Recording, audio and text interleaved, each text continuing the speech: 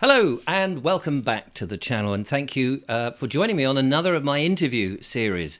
Now, I'm very interested in this one because I'm talking to William Keyte, who is somebody who's been very much steeped in constitutional law for some time. I'm going to quiz him about that. He's an IT guru and he is a teacher as well, or has been a teacher. So, William, welcome. Can I call you Will? Because we've had a conversation beforehand, and I think you're more Much easier. Yeah, it's easier. Right. That's great. You can call me Richard. Lovely. Welcome to the show, Will. It's the constitutional law which we're really going to be talking about, because I mentioned in a video fairly recently about how it seems to me the logic must be that people are in charge above Parliament because they were there first, or above government, or above the people who administer us. Now, most of that I was sort of taking as common sense and what I'd picked up from here and there, but I don't know how true that is. So the main question I think most people want to know at this stage, with all the weird things that are going on, is who is actually in charge? Is it the people, or is it the government? Leading question. Yes, it's actually the central question, isn't it? Because everything kind of hinges off that, really. Absolutely. And so the key is that, and it's interesting actually because many people just haven't explored this, when in fact actually this is the absolute central mechanism. Because if you know that the people actually are in charge and that the government is in some way limited in its powers, then that makes everybody feel a little bit better. We might actually have some chance here. If it's the other way around, and there's no middle ground, by the way, it has to be one of those positions. Yes. And if it's the other way around, then yeah, we're in big trouble. We might as well all just run for the hills now, because then you'd have a dictatorship effectively if you can't change the law or influence the law. Yes. or make any impression. Yes. And you're then just subject to five. Assuming the voting business is actually something that works. Yes, and a lot of people are telling me now that that's actually a bit of it's all theatre, really. So tell us, how does it? If the people are in charge, obviously the people are going to be going, whoa, okay, this is great. Let's take over the Parliament. Let's take over government and control what we don't want coming to. Stop the pain. Yes, exactly. Yeah, so actually, it's important for people to understand, first of all, that the foundation of this is that our constitutional setup in this country is most definitely that the government is limited in its powers. Right. They find it difficult. The government find it quite difficult to admit that, and particularly now, within the last 20, 30 years. 30, 40 years ago, 50 years ago, you would have had people in the establishment,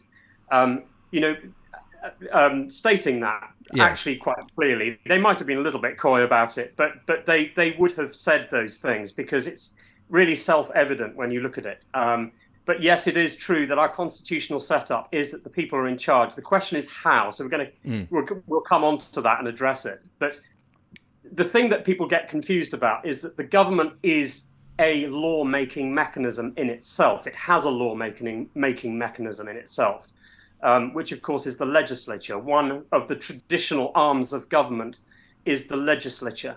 Yes. The second being maybe the judiciary, and the third being the executive branch. The executive branch is the police and it's the enforcement, the police and the prison service. The legislature is Parliament. And it's the two houses that make law, or rather make legislation, if you like. And they are allowed to do that under the Constitution, except that when you apply the very concealed mechanisms of the Constitution that we're going to talk about in a minute, that have been sort of somewhat airbrushed out of our consciousness, I suspect quite deliberately, and it's taken quite a long time to do it, then you begin to realize actually that the way we think we have an influence over government at the moment, which is through voting and elections, has absolutely nothing to do with it. This other concealed mechanism is quite jaw-dropping when you actually realize what it actually is. And of course, they don't tell us about it. Well, I guess they don't want us to know, as you said. Yeah. No, indeed. Yeah. I mean, the last thing to say on that really is that for that to be the case, what I am claiming, Yes. there would have to be a set of standards or a framework that sits over government. Right. And that's really what constitutional law is, that absolutely limits what they can do legitimately and lawfully. Yes. Yeah, they could still go outside that, but then they would be acting criminally. And that's a weird notion for people, the idea that government can be criminal in its behaviour, and it absolutely can. So is that like when you hear of highwaymen who they run for the hills and they become outlaws because they are outside of the law? Is that the sort of thing? So if the Parliament or government were acting, as you just said, criminally, they then become outlaws because the UK Constitution, or the Constitution, the framework, has said, wait a minute, you're now acting outside of the law, and therefore, they're acting criminally. Now, the problem is that in reality, they are getting away with it. Yes. And the reason why they are getting away with it is because very few people in this country, and I really mean very few, we're literally talking about people on one hand or a couple of hands. I mean, there are hardly any people in this country that are actually flagging up constitutional law as it's really supposed to work. And certainly that's not enough. That's actually, we're holding their feet to the fire, or you can't unless you've got sufficient numbers. Right. And so the general public have really been duped just over a long period of time. This has been educated out of them. Right. They don't have civics in school and haven't for at least a generation, if not two. And in fact, the constitutional law that's taught in the legal profession is pretty slim. They're not really taught the true mechanisms of constitutional law. So this is something that actually should be taught at school, so that generations coming up actually know what the situation, and it's not just, as you say, down to a handful of people, because otherwise, if that handful of people, if something nefarious happens to them, nobody will know. This is one of the reasons why we're having this conversation, I suppose. Absolutely, and increasingly we're finding, actually, I mean, we've been looking into this. I've been looking into it for years, actually, but just recently, over the last year and a half in particular, I've been in contact with one or two in the legal profession who have woken up to this and have realised and have been coming across to me really as a sort of a constitutional law specialist. Right. And with their knowledge and my knowledge sort of synergistically, it's really been interesting in putting this story together. But actually, what I might do, I'll just read this to you, actually, which is quite interesting. This comes from Lysander Spooner, an essay on the Constitution that he wrote in 1852. He was an American lawyer, but the United States system of constitutional law actually functions on the same framework, on the same foundation, and he expresses it beautifully. So the authority to judge what are the powers of the government and what are the liberties of the people must necessarily be vested in one or other of the parties themselves, the government or the people, because there is no third party to whom it can be entrusted. If the authority be invested in the government is absolute, and the people have no liberties, except such as the government sees fit to indulge them with. If, on the other hand, that authority be vested in the people, then the people have all liberties, as against the government, except such as substantially the whole people, through the jury, choose to disclaim, and the government can exercise no power except such as substantially the whole people, through the jury, consent that it may exercise. Wow. So he's saying it's one or the other. You can't have a middle position here. And that makes perfect sense, doesn't it? Because, as you said, there's no extra, or as he said, there's no third party. So which way does it go? And it seems to make complete sense when you've read it in that very concise statement that it has to be the people, because the people put the government there to begin with. Yes. They couldn't suddenly usurp the power by going, oh, right, okay, thanks very much. We're now established. Goodbye, you. Because the people wouldn't have permitted that. Yes, exactly right. And of course, that means actually that there is a framework of limitation that is placed not only the government itself, but its lawmaking powers as well. Right. So Parliament itself can write legislation, but all legislation, all statutory law must be in alignment with constitutional law so that it's not infringing on the liberties of the people. Now, contrary to that, they actually claim, and this is really through ignorance, I think. Right. Yes. On the Parliament website, they actually claim that Parliament is sovereign. I mean, it's right. So that's worrying, really isn't it? Quite astounding. Yes. Because if they believe that, and they want to, and we say, hang on a minute, no, you're not, and they say, well, we are, and we control the police and the army, and so you're going to do what we say, otherwise you've had it. Yes. Then we're in a very difficult place, aren't we? Because effectively they are then saying we are dictators. Correct. Exactly it. And so they're able to get away with it because we've allowed this to go so far. That's the problem. Yes. And specifically in what sense? I mean, if you think about us, and by the way, this is very much my ultimate message, is that constitutional law, I actually think is the only solution left, and it's the one we should have engaged with months ago, if not years ago, really. But it seems to be being ignored, and because people have this sense that it's a bit nebulous, it's a bit difficult to get a handle on it. It's not actually. It's really quite straightforward. And I'll give you a source for where all of this is consolidated, this information at the end. Well, I was going to say, because the Americans have their Bill of Rights, don't they, which they turn to all the time, whereas we don't have it on a written piece of paper. That's what I was trying to sort of say in my video the other day. It's not. Well, we do actually. We do in one place. Fact, yes, and actually, the more you look into the Constitution, the more you realise that not only. Because some people claim, of course, that it's written in lots of different places, on lots of different documents. Yes. And that's actually not the case. It's written really in one document, actually. And that's the 1215, the original 1215 Magna Carta. Because Magna Carta, the Great Charter, was not legislation. That's the key. Yes, it was prior to Parliament, but that's not really the reason.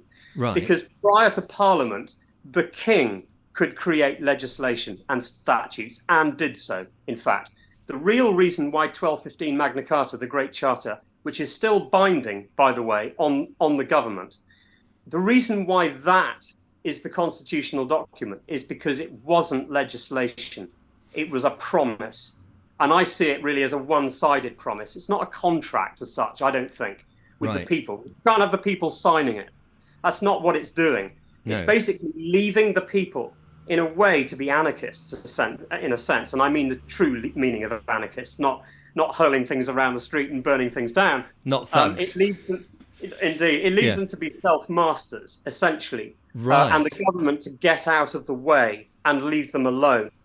And there are very few systems of governance of a state in the world that have ever existed.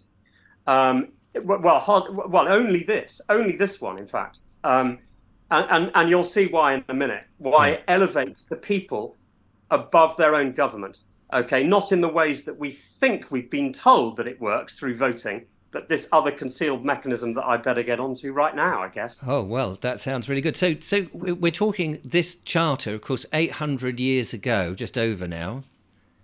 It can be our saviour, because I've heard when people mention the Magna Carta, you hear some professionals coming on the telly or on YouTube or saying, "Oh yes, well, of course it's people believe it's all to do with that, but actually it's all been superseded." But you're saying no, that's all bunkum. That actually because you have to create a distinction between the original Great Charter of 1215, which is constitutional law, and the versions that came later, which were written as acts of Parliament, as legislation. Right, and that's right? the magic. That's the magic key, as it were. Yes. And there are many people, by the way, who claim that they are awake to constitutional law, who make the mistake of referencing acts of Parliament. If you are trying to explain constitutional law by using acts of Parliament, everything breaks down. Yes, I can see that. Yeah, because it's before that. Yes, because it wasn't. Yeah, I've got you. Yes. Okay. And by the way, that just to put out that there is an invention, quite a recent invention, mainly because of the European Union, actually, and everything that went on there prior to Brexit. which Parliament invented, called constitutional statutes, which aren't constitutional at all. Right. It makes them think that they are. All it did actually was allow them to write a provision within statutes, which removes the implied repeal mechanism that makes it automatically. So if you get a later statute in contradicting a previous statute, Yes. the normal process is that you get what's called implied repeal, that wherever it crosses over, the later statute will simply repeal to the extent that it overlaps. All it's doing is basically removing that implied automatic repeal. But actually, all statutes, whether they're constitutional or not, as according to them, can be explicitly repealed. Okay, and that means that statute law is limited in its length, because any government, any subsequent government, can repeal or amend any legislation prior. Right. Even if it's just explicitly, it has to do it. It can do it. And therefore it can't be constitutional, because it doesn't have the power over future government. Okay. I think I've got that now. That's so this is really exciting. I mean, this must be now the audience must be sitting there going, well, I may not understand all of it, but it seems like there is hope. There is light at the end of the tunnel. Explain how and why, where we take this. Okay, so the most important thing is that the people need to educate themselves first of all. Yes. Now, what I haven't done is mention the concealed mechanism yet. So, oh right, no, please do mention the concealed. The slight bombshell for the other side actually is the way in which the people have control over government-created legislation. That's the key, and they do every single day, all over the country, because what it is, in fact, is the second hidden purpose of the jury.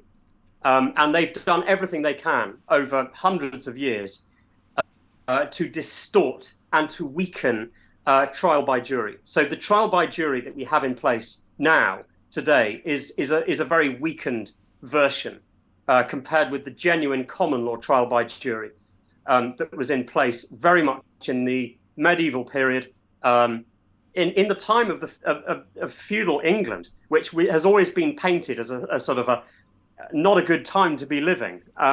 Actually, quite to the contrary, because the commoners, all commoners, freemen, because that's what freemen meant, actually, at the time of Magna Carta, had the right to be on trial by jury, on a jury.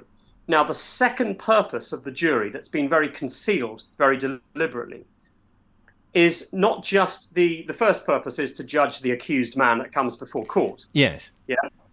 The second purpose is that that defendant has been brought to court because technically he's breached some piece of legislation, some government legislation. Right. So along with him coming into court is the piece of legislation as well that's meant to be on trial too, alongside him. So the jury's second purpose is not just to judge on the individual, but they're also, alongside it, meant to judge on the justice of the piece of legislation that brought him into court in the first place. Oh, I see. Now, that's really hidden. Right. That's a real bombshell for the other side. Yeah, so just to sort of put that into layman's terms, if I have done something, let's say I've blown up the Houses of Parliament, blowing up the Houses of Parliament was the act I did. So not only can I be found guilty by my peers in the jury, but that business of blowing up the Houses of Parliament can be now defined whether that's legal or not legal, or right or wrong. Is that what you mean? Yes, it's not so much in that situation. No. It's not that they can define whether that piece of legislation going forward can be on the statute books or not. That's a longer, more protracted process, right?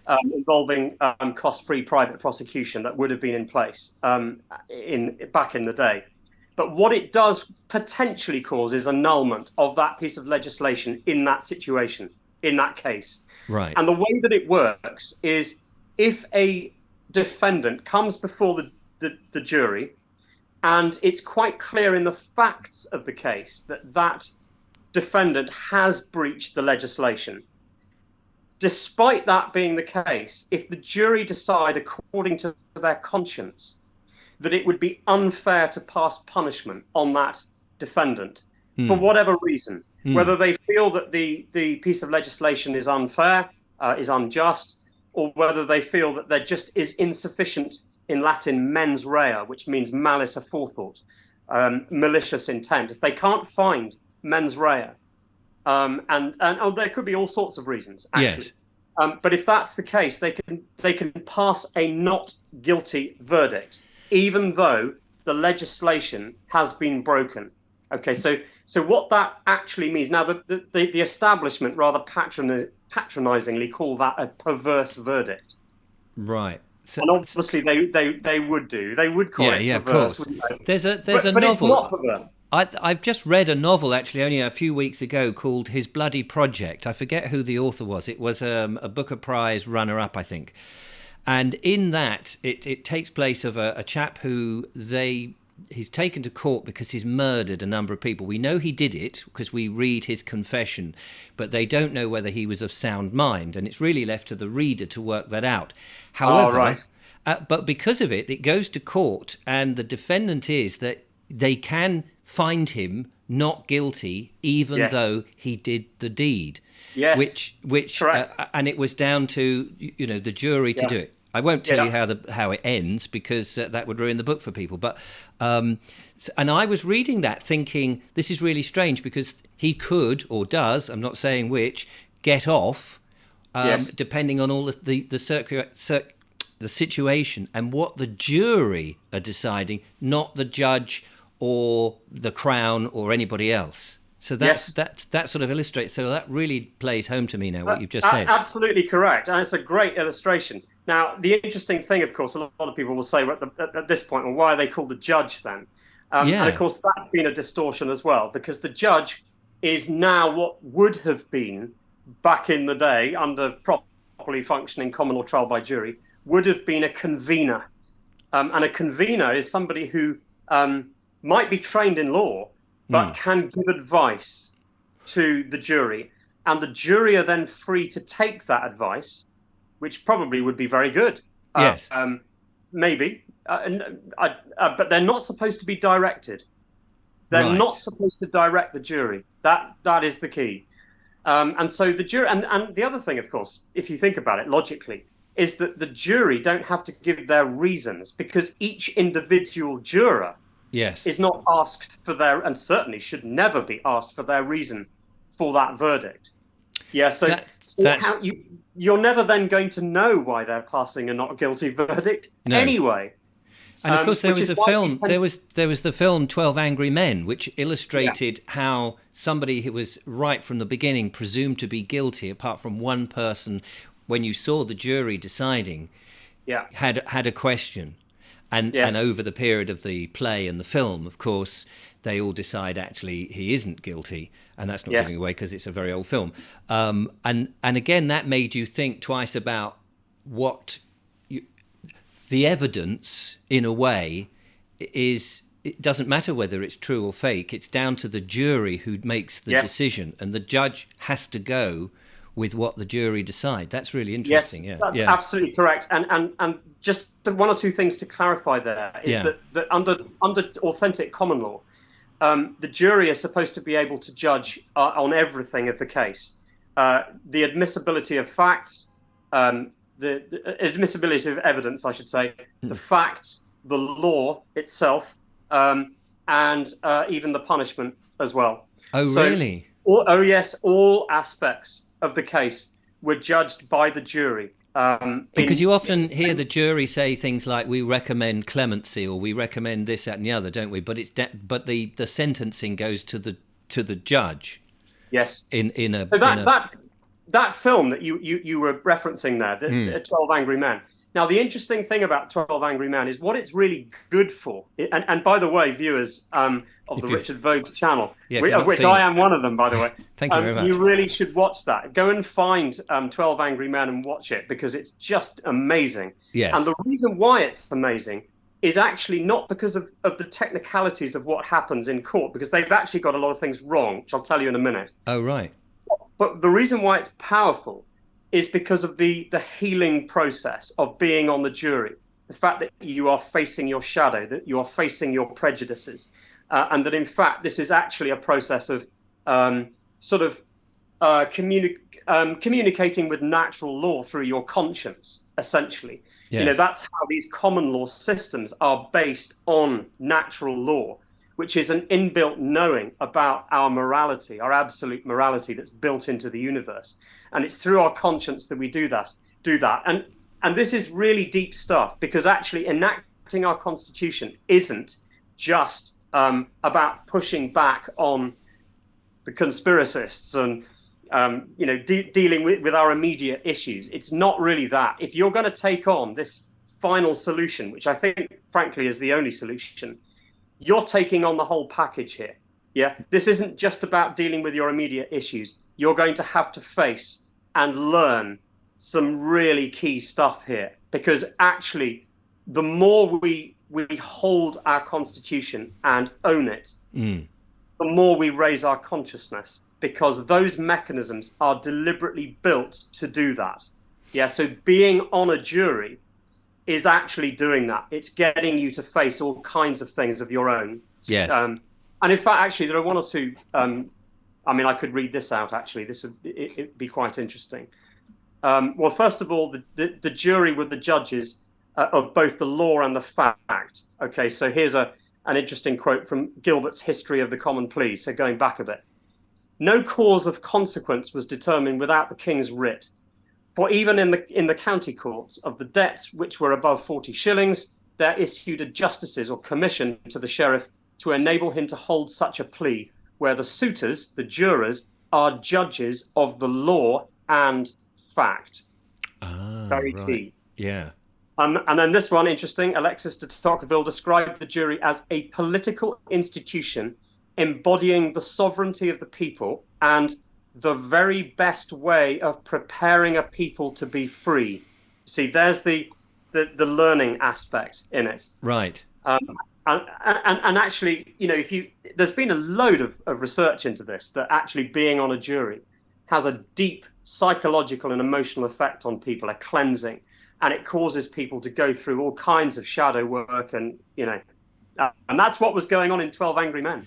As you were pointing out. Absolutely. I mean, because it's so easy, you could see it would be very easy in that situation to have groupthink, where everybody's got busy lives. It was very hot room. It was all very, in the film, it's laid up to be that everybody's angry because one person starts them on this very long conversation where they all want to get away, and they're sweating and they start learning stuff about each other. But slowly, it's and the thing that came across from it, Henry Fonda is in it, if I remember rightly. Yes, that's right. A lot of the argument wasn't that the person who was guilty, that he actually did it. It was about was it possible that he didn't see exactly, or a witness. Is it possible that they got it wrong? And it was all this adding doubt, which made everybody go, well, actually, it's not about us finding him guilty. Are we sure that he's not? Yes, that's right. Yeah, exactly. Yeah, and you're right. That's a really excellent point, Richard, because the common law favours liberty. Right. Because one of the other distortions that they brought into play here is this whole idea. In fact, I was going to mention that was where the 12 Angry Men film got it wrong, technically, but it made a better piece of drama. Yes. Was this idea that they all had to be, all saying not guilty, and actually under genuine common law, it doesn't have to be. It doesn't have to be a majority or anything. It only has to be one. It has to be unanimous guilty in order for them to be found guilty. Is that the right way around? Yes, I've got that right. Yeah. So you only need one person to find them not guilty. Yes. And they are immediately not guilty under genuine common law. There was a point there you said about being liberty and the innocence, I suppose, of man, which is we're all told that we're innocent before we're guilty. We seem to be heading on some of these things that are coming down the line, the ID, digital ID, in which you've almost got to prove yourself. It's almost as if you are assumed to be not who you say you are. It's not enough to say I'm Richard Vobes and I want to just change I want to add a bit of money to this or buy this or whatever. That we have to go through lots of hoops to prove ourselves. And in fact, we don't even have to do that ourselves because we're being watched by face recognition and cameras and all of that. Yeah.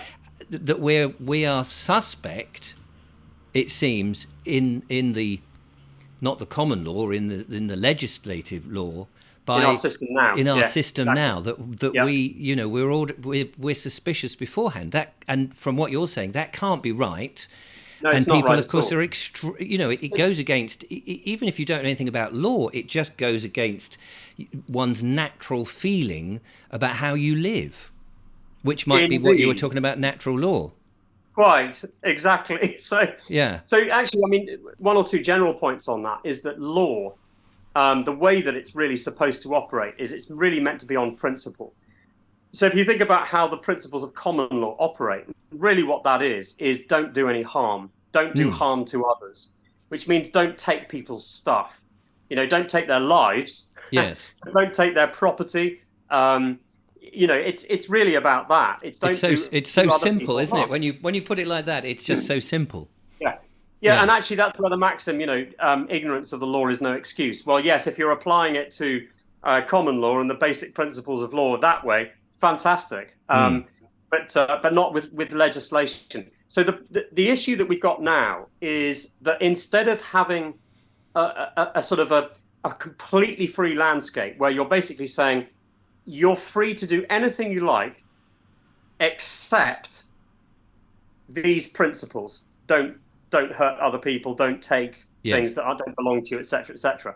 Now that gives you that massive expanse of what you can do. The problem comes when you start to codify law, because when you start to codify law, you're being too specific and you're ending up with a menu or a laundry list of all the things that we can or can't do, and you're trying to be specific, and then you've got a problem. Because one of the interesting things that was coined by a concept that was coined by I think it was Oliver Wendell Holmes Jr. actually in America, one of the judges there, called it the bad man concept. And the bad man concept basically is that the more that you legislate for, the easier it gets for the criminal. Because actually what you're doing is you're making it quite clear as to how I can get around the law. Whereas actually if it's based on principle, that favours the moral man. Because actually you've got that freedom and it's much easier to follow, and you get the idea. But it's an interesting concept, that one. So when you codify, you're talking about statutes and legislation and all of that, which is what we have, and we seem to be having tons and tons of that all the time. Huge amounts, absolutely vast, and most of it, by the way, wouldn't be able to be on the statute books if you had full jury independence working, and they were being informed. See, now that's something I haven't mentioned is that the power of the jury to judge independently of the legislation is they are not being informed of that. Hence, in America, for example, why there's an organization called the Fully Informed Jury Association, FIJA. Now, there isn't anything over here. And we've got this double think in the judiciary at the moment where it's almost like they're frightened to tell the people that they have the power to do this. Because if we did, there would be anarchy. And the irony of that statement is simply breathtaking. I mean, because they don't really understand what do you mean by anarchy in that context? Yes. It's just, Yes. So you've got a kind of double think going on. That's the key. And they're not informing people of that power and that right. To judge on the law as well. But it's not that they're just confused or they're just worried that their version of anarchy would not be workable to them.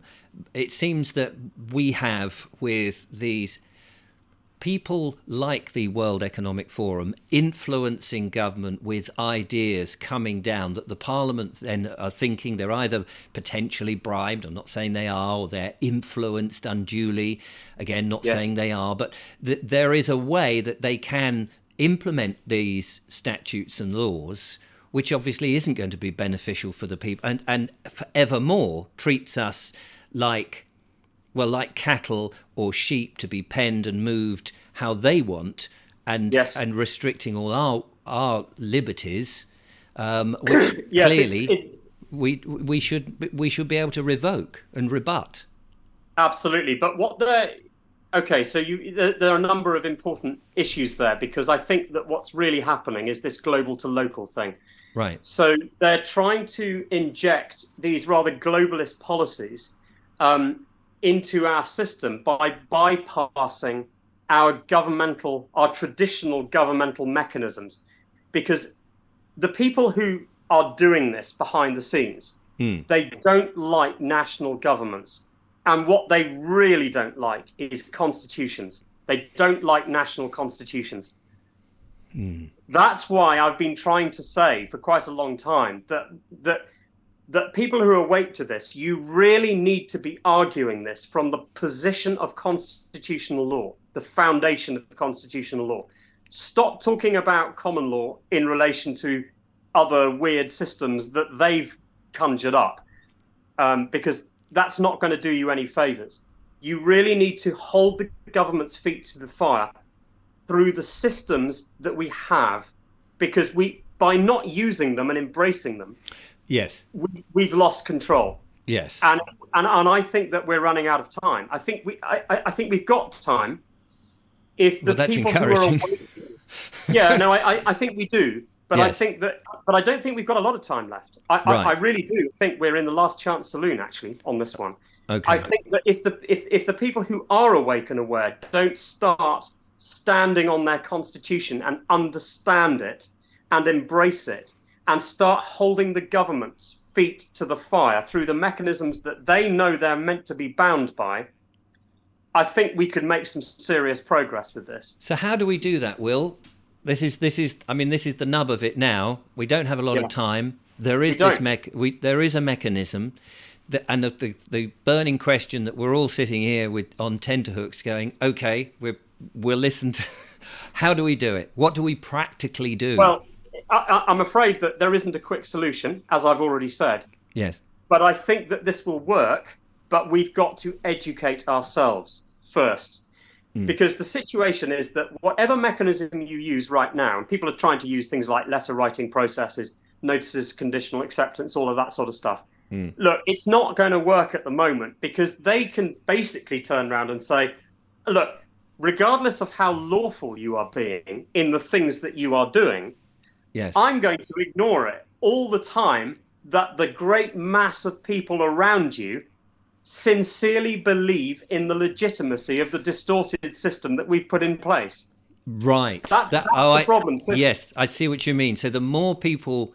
So it is that thing about the people being aware that they have the power so that they can laugh, if you like. It's like that thing about authority, that if you're a teacher, you know, you've done that, you've stood in the class, and if all the kids, you say, today we're going to look at geography of France or something, and they all just start laughing at you, you've lost your power. Completely. And that's the power that we have. Yeah. But we need to know what it is, the reason we're laughing at them. I've got it. That's exactly it. It's simply the fact that people haven't understood that clear set of standards. Right. That judges the limits of government. They don't know what it is. They don't even know that it's the Constitution that we've actually got. Yes. And therefore they can't describe it. They can't re-express it. But actually, once you've got thousands, tens of thousands, hundreds of thousands of people all starting to throw up these facts, by the way, that we can very easily prove by showing references through the history of law. It's quite easy to prove this stuff, by the way. Right. And we've done the hard work on that, by the way. So don't worry about that. We've got it all there. So you've got a website where we can learn. Have you got a website where we can learn all this from? Yeah, I'll put the link in the description. We recently, I'm connected with the Hardwick Alliance for Real Ecology. So you had Sandy on, didn't you? Actually, yes, quite recently. So it's a number of us, sort of bit of a think tank, really, I suppose. A bit of a. You're the alternative to the WEF, then, are you? There you go. Maybe that's what we need an alternative. I think Jordan Peterson said they need an alternative. You're already doing it. So exactly. So there's a So in a website. sense, what we are is a bunch of sort of slightly pompous people, academics, historians, constitutional law experts. I mean, Sandy is an expert on the Great Reset, Agenda 2030, where all those policies are coming from the World Economic Forum. Right. We all have our strengths, but we sit together and we kind of join all the dots and help people with campaigns and so on. But the push that we're pushing at the moment is Yes. an education campaign on constitutional law. So we've put a website together literally only about 4 weeks ago, called commonlawconstitution.org. I'll put it in the description so people can look that up. So when you say we've got these things and we're educating ourselves, it's not that you can suddenly wave a bit of paper or point to the website when a policeman pulls you over for speeding in a 30-mile-an-hour area. It's not on that sort of basis. It's much bigger and deeper than that. It's just it is, but I don't think it would take long, because once there is a lot of noise in society, all over social media. We've got open letters going backwards and forwards. Everybody's talking about the fact that government actually doesn't have all the power. Yes. And for example, the fact that King Charles actually technically can't take his coronation oath lawfully at the same time as supporting policies of the World Economic Forum. That you can't do that. It's just not constitutionally correct. So, what happens if he does? What happens if he takes and he hasn't sort of given a rebuttal to it, or what's the word I'm looking for? A rejection. I used the word the other day. A retraction. To retract, like a great retraction. Yes. Retract.